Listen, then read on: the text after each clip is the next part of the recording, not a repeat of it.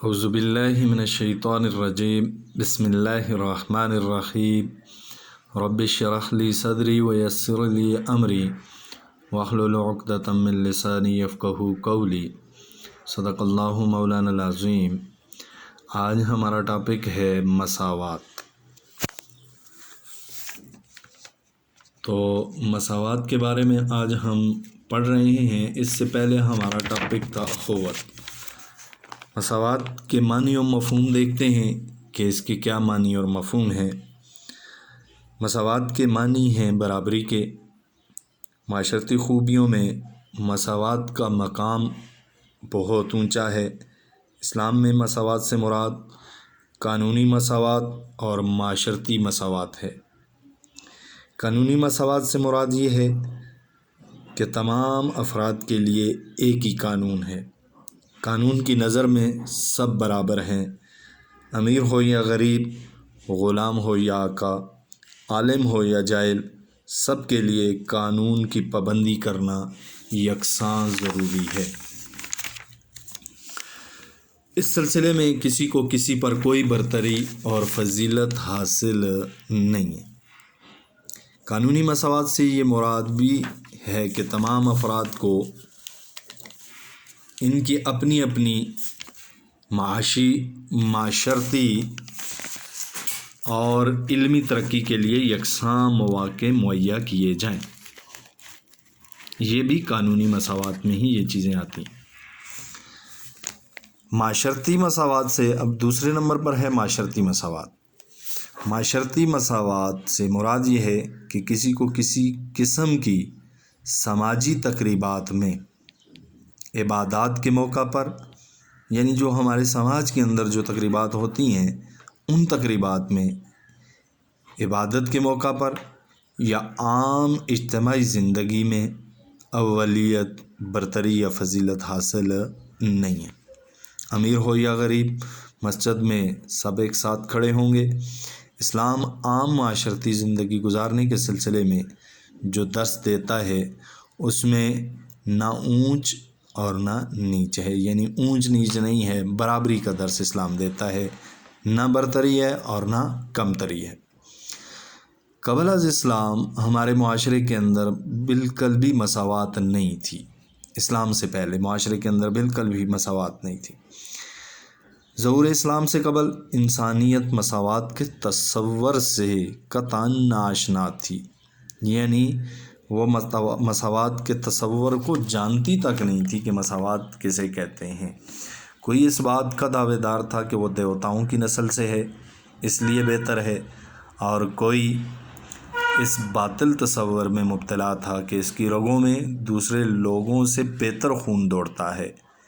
آقاؤں کے لیے جائز تھا کہ وہ غلاموں کو جس قسم کی چاہیں دردناک سزائیں دیں۔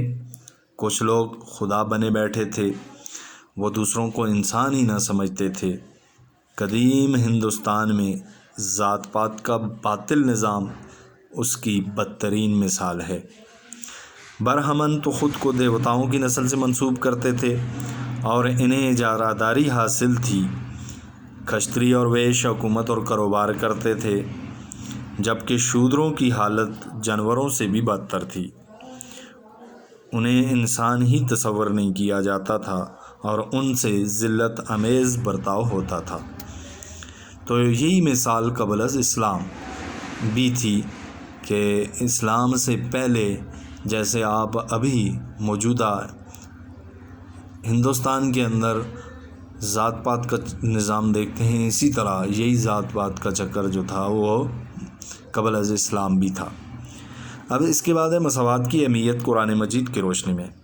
تو قرآن مجید نے یہ تصور پیش کیا ہے کہ قانونی اور معاشرتی لحاظ سے سب انسان برابر ہیں۔ کسی کو دوسرے پر اگر کوئی فضیلت و برتری حاصل ہے تو وہ صرف نیکی کے معیار پر ہے۔ رنگ و نسل، خون، ذات، برادری، ان میں سے کوئی چیز بھی معیار فضیلت نہیں ہے، یعنی کسی کو کسی پر کوئی برتری نہیں ہے۔ اگر ہے تو صرف اور صرف کس بنیاد پر ہے؟ تقوی کی بنیاد پر ہے۔ قرآن مجید و فرقان حمید میں اللہ تبارک و تعالیٰ نے ارشاد فرمایا، بسم اللہ الرحمن الرحیم، یا ایہا الناس ان خلقناکم من ذکر و انثی وجعلناکم شعوبا وقبائل لتعارفوا ان اکرمکم عند اللہ اتقاکم۔ سورہ حجرات کی یہ آیت ہے، اس کے اندر اس کا ترجمہ یہ ہے کہ اللہ یہ فرماتے ہیں کہ ہے لوگو، ہم نے تم کو ایک مرد اور ایک عورت سے پیدا کیا ہے اور قومیں اور قبیلے بنائے ہیں تمہارے درمیان تاکہ ایک دوسرے کی تم شناخت کر سکو۔ بے شک اللہ کے نزدیک تم میں زیادہ عزت والا وہ ہے جو زیادہ متقی ہے، جو زیادہ پرہیزگار ہے۔ دوسری آیت ہے، بسم اللہ الرحمن الرحیم، وَلِلَّهِ الْعِزَّةُ وَلِرَسُولِهِ وَلِلْمُؤْمِنِينَ۔ یہ سورہ منافقون کی آیت ہے، اس کا ترجمہ یہ ہے، اور اللہ ہی کے لیے عزت ہے اور اس کے رسول کے لیے اور مومنین کے لیے عزت ہے۔ یعنی اگر کسی کو عزت ملے گی تو وہ صرف اللہ کی ذات ہے اور اس کے رسول صلی اللہ علیہ وسلم کی ذات ہے، اور جو مومنین ہیں جو اللہ کے احکامات کو بجا لاتے ہیں، اس پر عمل کرتے ہیں، عزت اس کے لیے ہے۔ اس سے آگے ہے مساوات کی اہمیت حدیث کی روشنی میں۔ حدیث مبارکہ میں حضور نبی کریم صلی اللہ علیہ وسلم نے بھی مساوات پر بہت زور دیا ہے، جیسا کہ حضور نبی کریم صلی اللہ علیہ وسلم نے فتح مکہ کے موقع پر ارشاد فرمایا، ہے گروہ قریش اب جاہلیت کا غرور اور حسب نسب کا افتخار اللہ تعالیٰ نے مٹا دیا ہے۔ تمام لوگ آدم علیہ السلام کی اولاد ہیں اور آدم علیہ السلام مٹی سے پیدا ہوئے ہیں۔ یہ مسند احمد کی حدیث ہے جس میں اللہ کے نبی صلی اللہ علیہ وسلم نے مساوات کی طرف لوگوں کو ترغیب دلائی ہے کہ کسی کو کسی پر کوئی فوقیت حاصل نہیں ہے۔ اسی طرح دوسری حدیث میں خطبہ حجت الوداع کے موقع پر اللہ کے نبی صلی اللہ علیہ وسلم نے ارشاد فرمایا، لوگو بے شک تمہارا رب ایک ہے اور بے شک تمہارا باپ بھی ایک ہے۔ کسی عربی کو اجمی پر اور کسی اجمی کو عربی پر، کسی سرخ کو سیاہ پر اور سیاہ کو سرخ پر کوئی برتری، کوئی فضیلت حاصل نہیں ہے مگر تقوی کی بنیاد پر۔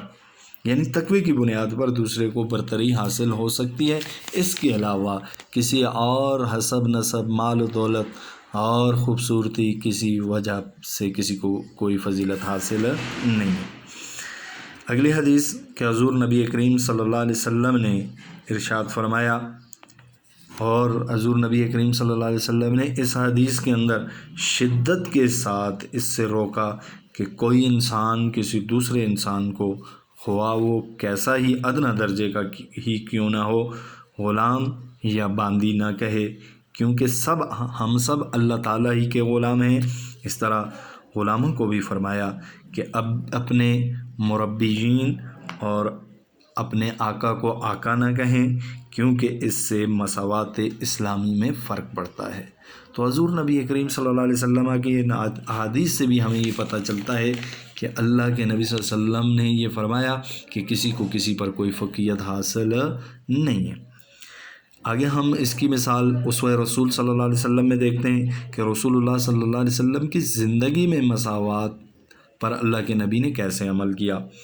تو کہتے ہیں کہ رسول اللہ صلی اللہ علیہ وسلم جو ہیں وہ خیر البشر اور سید الانبیاء تھے، لیکن آپ نے اپنی امت کے لیے مساوات کا بہترین نمونہ چھوڑا ہے، بہترین نمونہ پیش فرمایا ہے، اور عام زندگی میں اپنے خصوصی حقوق اور امتیاز کے طلبگار نہ ہوئے۔ اللہ کے نبی صلی اللہ علیہ وسلم، آپ صلی اللہ علیہ وسلم نے اپنے لیے بیٹھنے کے لیے کوئی نمایاں جگہ نہیں مختص کی، اور بلکہ صحابہ کے درمیان حضور علیہ السلام بے تکلفی کے ساتھ بیٹھ جایا کرتے تھے، یہاں تک کہ بعض اوقات کسی اجنبی کو یہ پوچھنا پڑتا تھا کہ رسول اللہ صلی اللہ علیہ وسلم ان میں کون ہے؟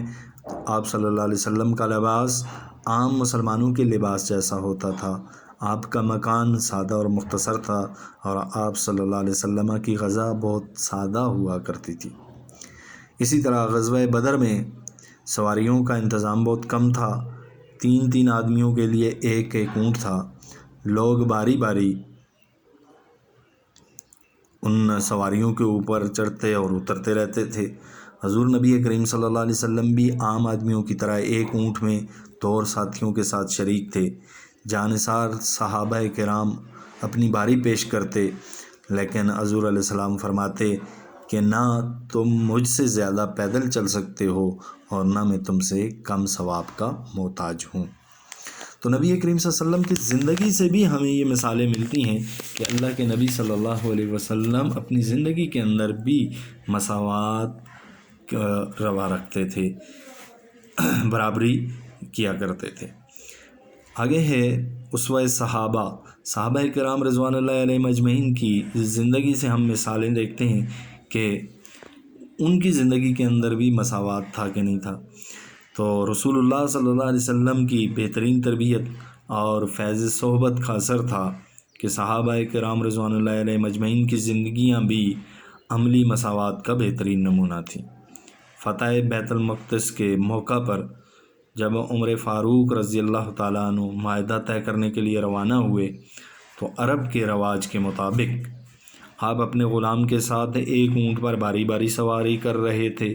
اتفاق سے جب منزل مقصود پر پہنچے تو غلام کے سوار ہونے کی باری تھی۔